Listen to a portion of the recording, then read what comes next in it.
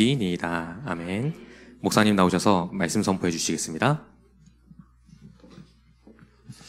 우리가 가장 잘하는 말씀이 나왔습니다. 그래서 말씀의 세밀한 인도를 받아야 되겠습니다. 오늘 또 앞주에 우리 중자대학원을 개강을 했는데 저희 교회는 한 주 늦춰서 또 따라가도록 그렇게 해보려고 합니다. 말씀의 인도를 받아야 되겠는데 서론적으로 우리 이제 중자대학원이 시작되기 때문에요. 또 중직자, 좀 직분자들이 가지고 있어야 될 가장 기본적인 것을 우리가 찾아가야 되겠습니다. 많이 계십니다만은 그 가운데서 제일 첫 번째로는 올바른 예배관이라고 생각합니다. 예배는 구별된 성도는 그 말 자체가 구별된 무리라는 뜻이거든요. 구별된 성도가 구별된 시간에, 그래서 주일을 성이라고 하죠. 주일이라고도 주의 날이다 그 말이 또 있지만 성일이란 말은 구별된 날이란 말이거든요. 성도가 구별된 무리인 것처럼 성일에 모여서 구별된 시간에 모여서 그 다음에 구별된 행위가 예배입니다. 이렇게 표현할 수 있겠습니다.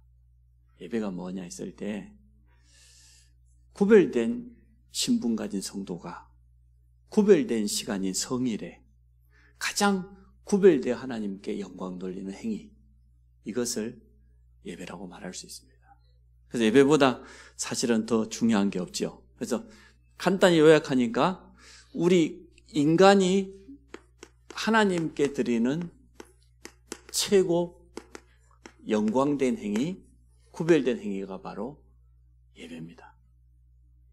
이렇게 우리가 예배를 정의를 내리면 참 좋겠습니다. 그래서 당연히 이걸 2번으로 하죠. 우리 삶에 있어서 가장 1순위, 이걸 우선순위라고 말하잖아요. 이게 예배입니다. 여러 가지 우리가 해야 될 일들이 많이 있고 세상 살아가다 보니까 우리에게 급한 일들이 많이 있지만 그 가운데서 내 삶에 있어서 가장 1순위가 뭐냐고 했을 때 이게 바로 예배입니다.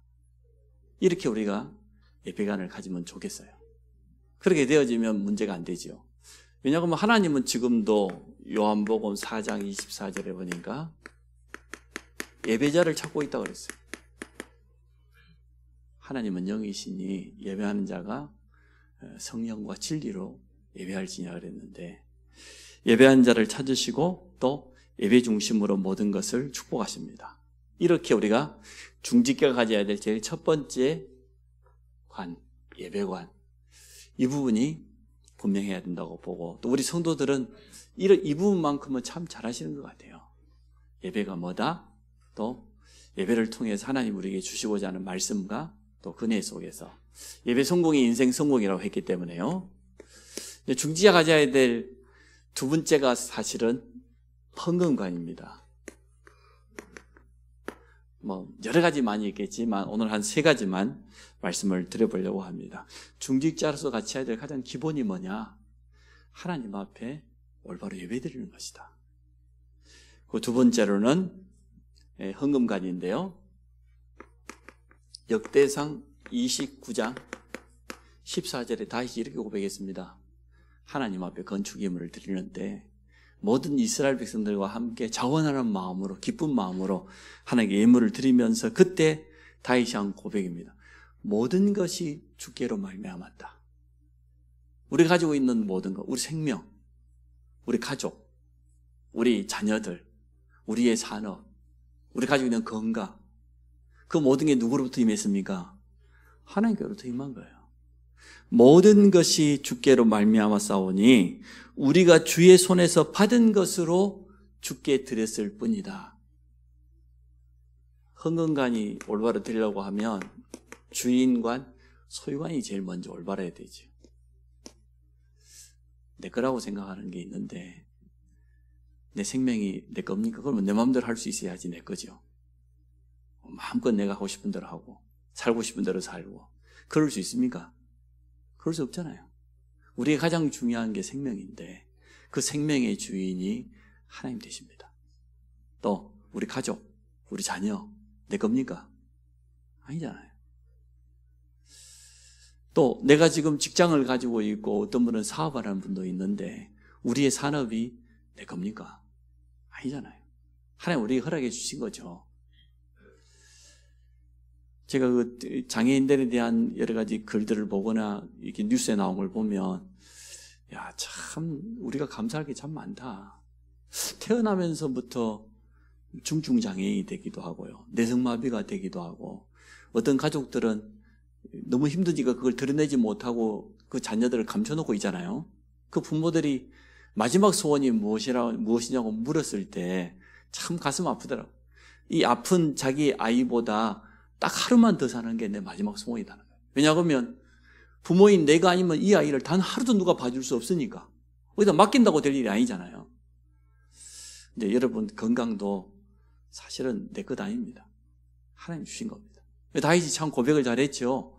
모든 것이 주께로 말미암았다. 그래서 우리가 지금 오늘 건축 예물을 이렇게 드렸는데 사실은 주님께 받은 것 중에 일부분을 드린 것이지 이게 올바른 소유가 아니거든요.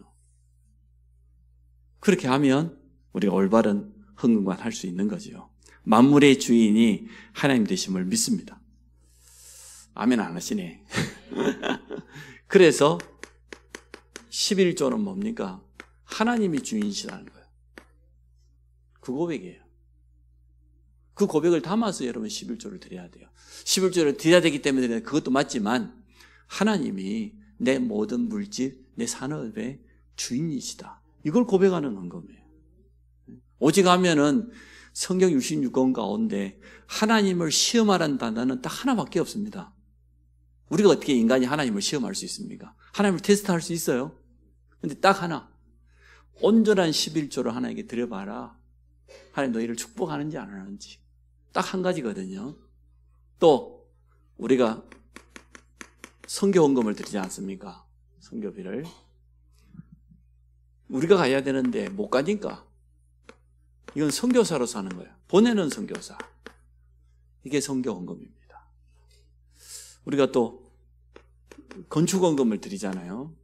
그러면 우리 지역의 문화를 바꾸는 예물이에요.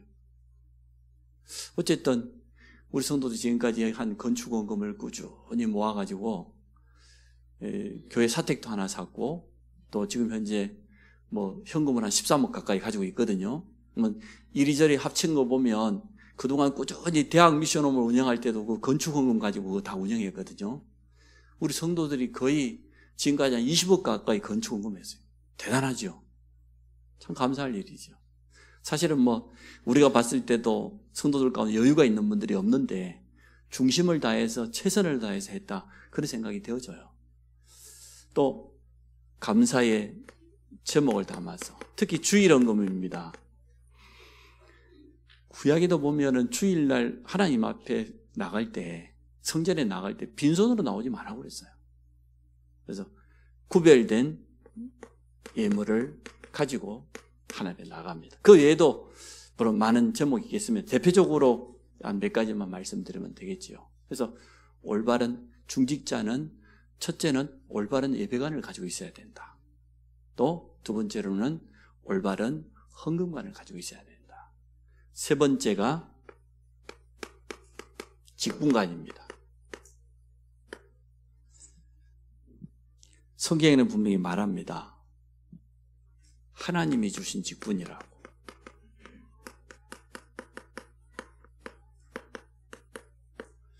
교회가 세우고 사람이 세운 것 같지만 그렇지 않습니다.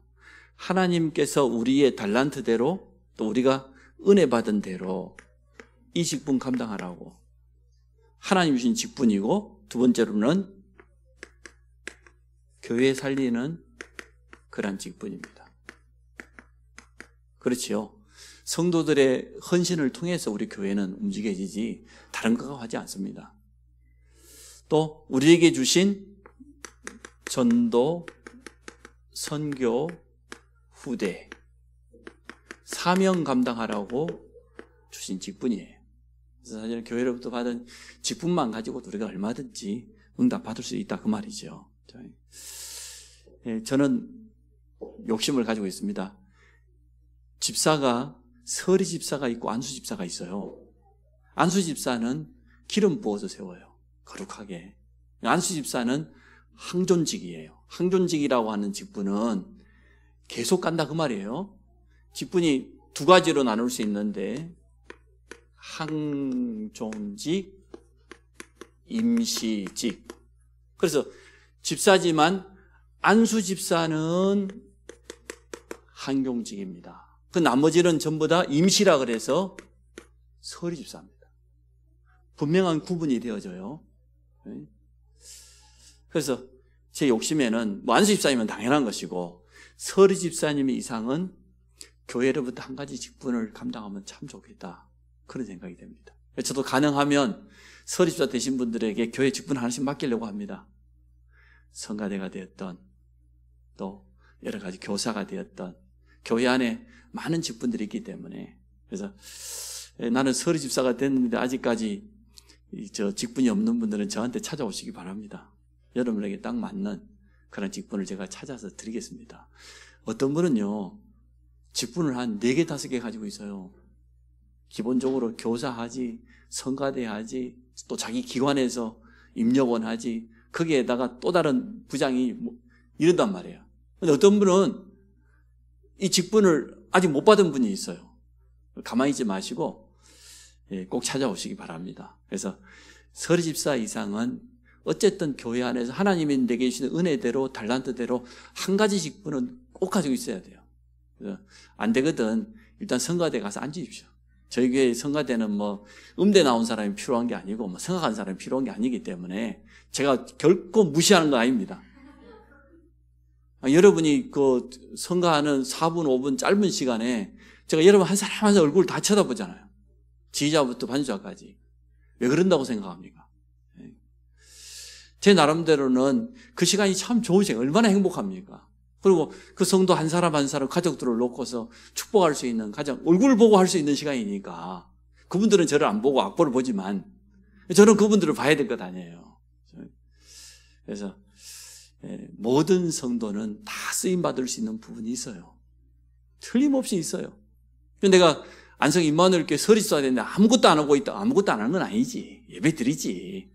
여러 가지 눈에 안 보이는 데서 많은 부분에서 기도하고 헌신하지요. 물론. 그렇지만 설입사 이상 되신 분들은 한 가지 직분 하셔야 돼요. 그게 참 좋아요. 그게 교회 살리는 직분이고 후대 살리는 직분이기 때문에 그래서 이제 중재대학원이 시작되기 때문에 2부 예배 때는 한 가지씩 한번 설명을 해보겠습니다만은 일단 이 3가지가 중직자의 기본이다. 또 교회의 직분자들의 기본이다. 저는 그렇게 생각을 합니다. 뭐 더 많이 있겠지요. 뭐. 그러나 가장 기본적인 게 뭐냐? 올바른 예배관이다. 2번째, 올바른 헌금관이다. 3번째, 올바른 직분관. 이 3가지를 또 응답받기를 주의 이름으로 축복을 합니다. 자, 말씀에 인도받는 삶입니다. 말씀이 없는 인생.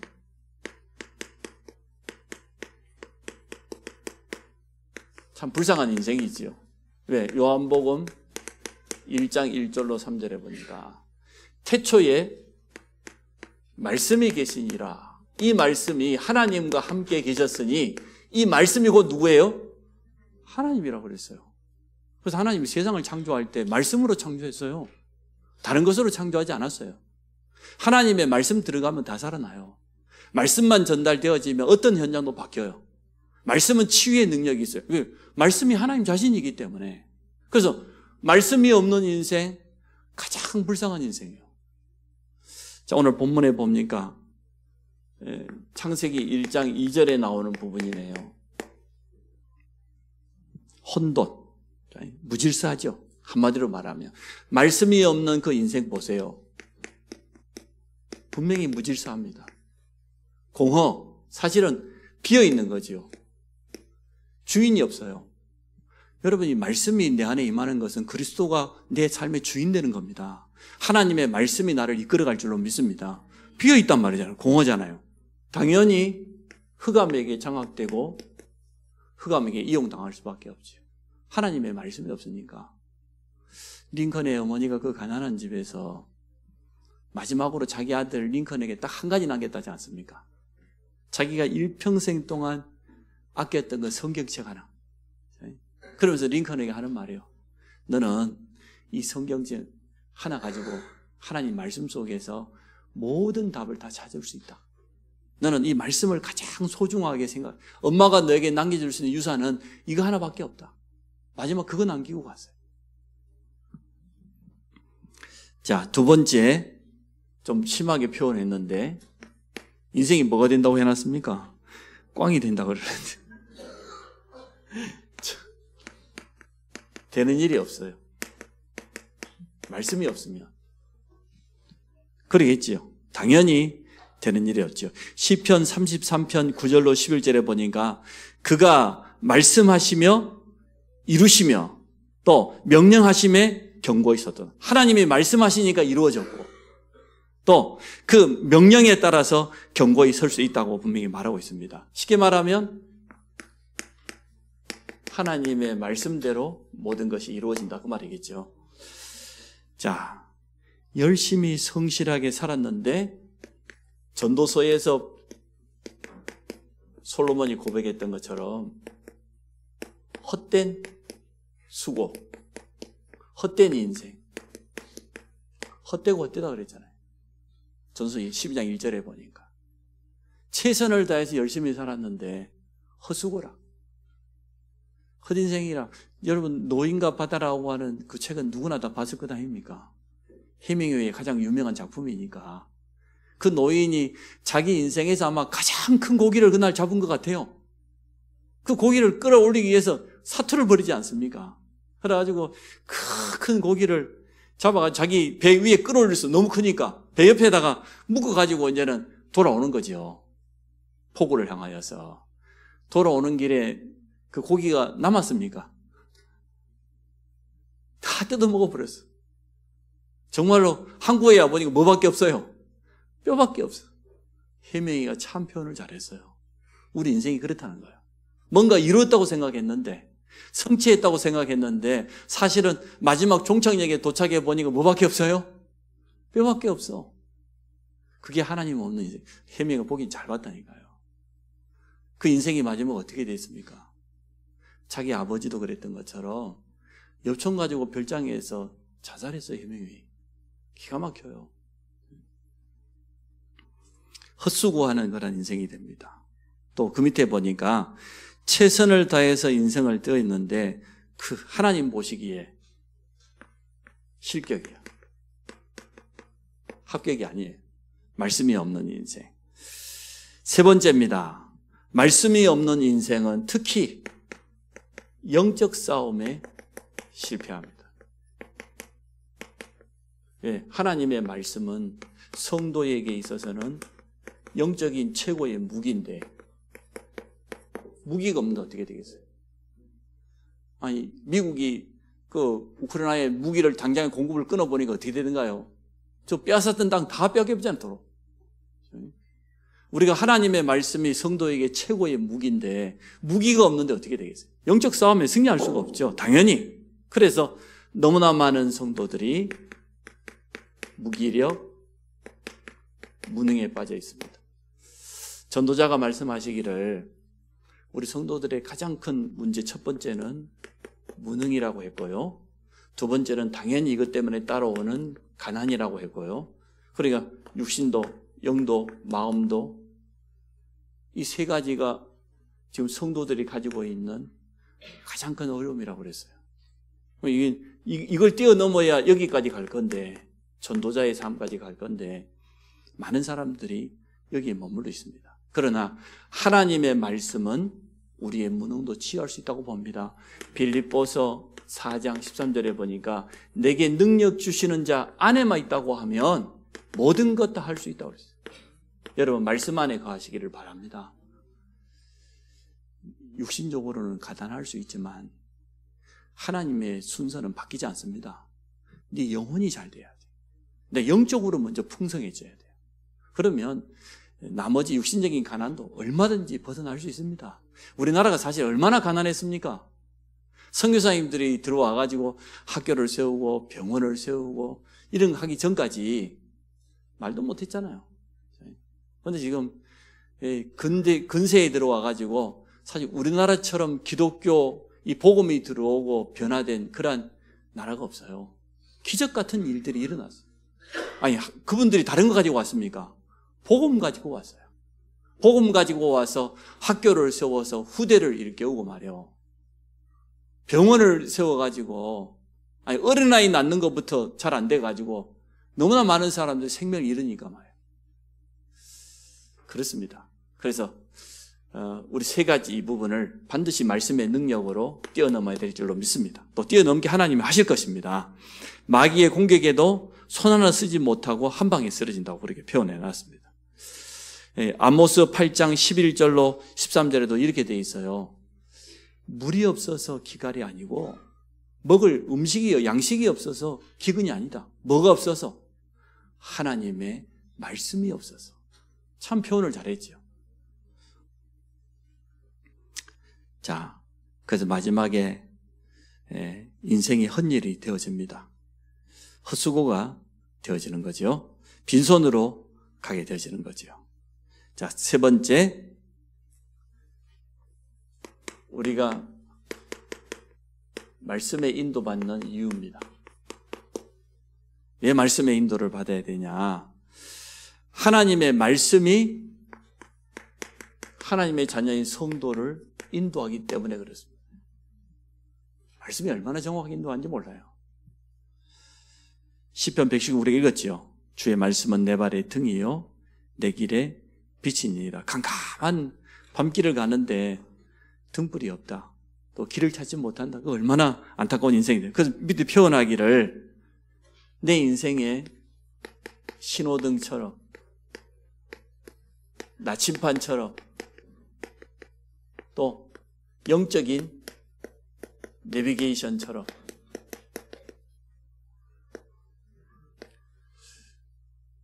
근데 좀 요즘 내비게이션이 참 좋아졌습니다만은 사실 옛날에 초창기에 나올 때 보면 바닷가에 가면 바다 한가운데로 내비게이션이 가라고 자꾸만 인도하고 막 그랬거든요. 지금 많이 좋아졌죠. 하나님의 말씀은 1.1획도 변함이 없기 때문에 가장 정확하게 인도해 갑니다. 여러분 말씀 한번 따라가 보세요. 어떻게 되는지. 그 말씀이 그대로 성취되는 것을 체험하게 될 겁니다. 하나님의 말씀에 인도받은 증인들이 있습니다. 누가복음 오늘 제일 첫 번째 보니까 아브라함이네요. 아브라함이 말씀을 쫓아갔고 그래서 말씀을 쫓아서 쉽게 말하면 언약을 따라서 갔다가 말이죠. 복의 근원이 되어졌습니다. 누가복음 5장에 보니까 베드로가 고기를 잡고 있는데 하나도 못 잡았어요. 주님 뭐라고 하십니까? 깊은 곳으로 가서 그물을 내려라 그랬더니 베드로가 대답하기를 주의 말씀에 의지하여 그물을 던졌다고 그랬어요. 나중에는 보니까 뭐 하나도 못 잡았던 베드로가 말이에요. 그물이 찢어졌다고 그랬어요. 얼마나 많은 고기를 잡았던지. 말씀을 따라서 우리가 인도받아야 될 이유죠. 세 번째 보니까 하나님의 말씀에 붙잡혀서 전도자 바울의 생입니다. 사도행 18장 5절에 보니까 그렇게 돼 있죠. 말씀에 붙잡혀서 전도자의 삶을 살았다. 자, 세 번째, 그래서 하나님의 말씀이 선포되는 예배 시간. 오늘 중직자의 첫 번째 예배관에 대해서 말씀을 드렸는데요. 예배 시간이 사실은 가장 중요한 시간이죠. 제가 예배가 얼마나 귀한지 몰랐을 때가 있었습니다. 제 부끄러웠던 과거를 들춰내자고 하면 제가 20대 초반에 서울에서 한 1년 반 정도 이렇게 생활을 해봤거든요. 제가 서울에 올라가서 1년 반 동안 예배를 안 나갔습니다. 그렇게 살 수도 있더라고요. 그래서 제가 이제 예배를 안 드렸는데 내 마음속에는 하나님 살아계신 게 믿어지는데 내가 지금 1년을 넘게 예배를 이렇게 안 드리고 있어? 하나님 나를 가만 안 놔줄 것 같아요. 그런 마음이 생긴 것만 해도 감사하죠. 어찌 보면 좀 율법적이긴 한데 만약 하나님이 살아계시다면 나 같은 인간을 가만 놔둘까? 이런 생각이 든 거예요. 두려움이 그러면서도 끝까지 버텼어요. 예배를 안 나고. 보통 강큰 인간이 아니지. 이제 아니나 다를까 드디어 그날이 왔어요. 제가 호적이 1년 늦어요. 12월 25일인데 또 1년 늦으면 어떻게 되겠습니까? 또 12월 25일이 음력인데 제가 정확히 말하면은 68년 12월 25일인데 양력으로 치면 69년생이에요. 근데 옛날에 음력으로 올렸으니까 음력인데도 생일은 또 12월 25일이지. 1년 늦게 올렸지. 야, 이제 한 친구들보다 2년 넘게 영장이 나온 거죠. 영장이 나와서 이제는 군대를 가야 되겠는데 제가 한참만 놀고 다닐 때니까 그때는 군에 가는 친구를 생각한다는 게 마지막에 실컷 먹여가지고 보낸 거잖아요. 뭘 먹었는지는 말 안 드리겠습니다. 여러분 아실 거라고 보고. 이래가지고 그날 이제 실컷 먹었네요. 1차로. 2차 또 친구들이 저쪽에서 불러. 우리 친구 중에 재미난 친구가 있어요. 자기가 나이트 뭐를 잡아놨대. 그래가지고 이제 부푼 마음을 안고 왔는데 서울에서 택시 잡기가 얼마나 힘든지 몰라요. 제가 강남에 살았는데 저녁 시간에 퇴근 시간 5시부터 저녁 9시까지 택시 잡는 거는요. 그거는 뭐 진짜 여행이지. 너무 잡기 어려워. 그래서 제가 기다리다가 안 돼서 차를 하나 끌고 갔네요. 마신 주제에. 이래가지고 이제 도무지 이제 차를 잡을 수가 없으니까 뭐 대중교통으로도 안 되고 가다가 제가 너무 졸려서 앞에 신호등이 빨간색으로 이렇게 노란색, 빨간색으로 바뀌길래 저도 섰어요. 분명히 서서 2.5톤 트럭을 끌고 왔는데 섰다고 생각하고 머리를 탁 숙이고 있는데 너무 피곤하니까 운전대에 머리 대고 있는데 뭐가 꽝 해! 앞에 택시를 갖다 받아버린 거야.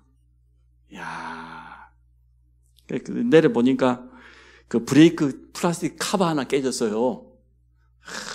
제가 얼마나 그때는 뭐 잘 몰랐을 때니까 얼마나 뭐 미안하든지 택시 기사를 불렀어요. 내가 당신한테 지금 5만 원 현찰을 주겠다. 가겠냐? 오케이. 근데 문제는 뭐냐? 손님이 2명이나 탄 거예요. 한 명을 불렀어요. 당신도 5만 원 줄 테니까 다른 택시 타고 가겠냐? 오케이. 근데 마지막에 뒤에 한 놈이라. 이게 군에서 의가사 제대를 했는데 왜 의가사 제대를 했냐? 매를 너무 많이 맞아고 허리를 다쳐가지고. 이야, 브레이크 합 하나 떨어졌는데 아이고 허리 하는데 할 말이 없더라고. 그래가지고 그 친구를 강남 성모병원에 가서 눕혀놓고 제가 일주일 만에 군대를 갔는데 경제적으로는 여러분이 상상하지 못할 만큼 제가 보상을 해줬습니다. 근데 그때 내 마음속에 와닿는 거예요. 내가 음주운전을 했다, 잘못했다, 이것이 떠오르기 전에 하나님이 드디어 나를 부르시는구나. 참 감사하죠. 다른 생각할 수 있는데 금전적인 손해 이런 거는 전혀 생각이 안 나고 하나님께서 1년 반 동안 내가 거의 예배를 제대로 안 드렸는데 이제는 예배 자리로 나를 부르시고 이렇게 느껴졌어요. 사실은 그날 이후로 지금까지 제가 예배를 놓쳐본 적은 없는 것 같아요. 그래서 저처럼 이렇게 한 방 맞고 그러고 뭐 깨달을 필요는 없는 것 같습니다. 그래서 오늘 우리 성도님들이 결단하시기를 바랍니다. 말씀이 없는 삶은 사실은 헛인생 됩니다. 하나님의 말씀 모든 것에 기준 되시기를 축복합니다. 두 번째, 하나님의 말씀을 따라서 여러분이 인도받으시기를 바랍니다. 왜냐? 말씀은 우리 삶을 인도할 뿐만 아니라 반드시 성취되기 때문에 기준을 삼아야 됩니다. 언약은 반드시 이루어집니다. 언약대로 결국 가게 돼 있어요. 또 하나님의 말씀 우리를 어디로 인도하냐고 하면 가장 평안 가운데로 인도합니다. 마지막으로 세 번째, 여러분 자녀들에게 말씀 성취의 증인으로 서시기 바랍니다. 우리 자녀들에게 전달할 수 있는 게 믿음밖에 없지 않습니까? 하나님의 말씀을 기준으로 삼고 전달하게 되는 이러한 축복 누리기를 주의 이름으로 축원합니다. 우리 같이 한번 기도합시다. 하나님, 말씀을 붙잡고 말씀 성취의 축복 속에 들어가게 하시고 또 말씀이 내 삶의 주인 되어져서 기준 되어져서 성령의 세밀한 인도받을 수 있도록 우리 후대 앞에 정확한 언약을 전달하고 이 성취의 증인으로 우리가 설 수 있도록 같이 한번 기도하도록 하겠습니다. 하나님, 주의 말씀은 내 발의 등이요 내 길의 빛이라고 했습니다. 우리 모든 성도들이 하나님의 말씀을 언약으로 붙잡게 하여 주옵소서. 기준 삼게 하여 주셔서 말씀 성취의 축복 속에 들어갈 수 있도록 은혜 주시기를 원합니다. 지금도 하나님은 말씀하시고 우리를 인도하심을 믿습니다. 전 성도가 말씀을 따라서 평안하게 성령의 인도받는 삶을 살게 하여 주시고 우리 후대에게 우리 자녀에게 다른 것을 전달하는 것이 아니라 하나님의 말씀을 언약으로 남길 수 있도록 축복하여 주옵소서. 그래서 우리 후대들도 말씀 따라가면서 하나님의 영광을 높일 뿐만 아니라 우리 인생에 하나님이 하시는 놀라운 일들을 볼 수 있도록 축복하여 주옵소서. 예수 그리스도 이름으로 기도합니다.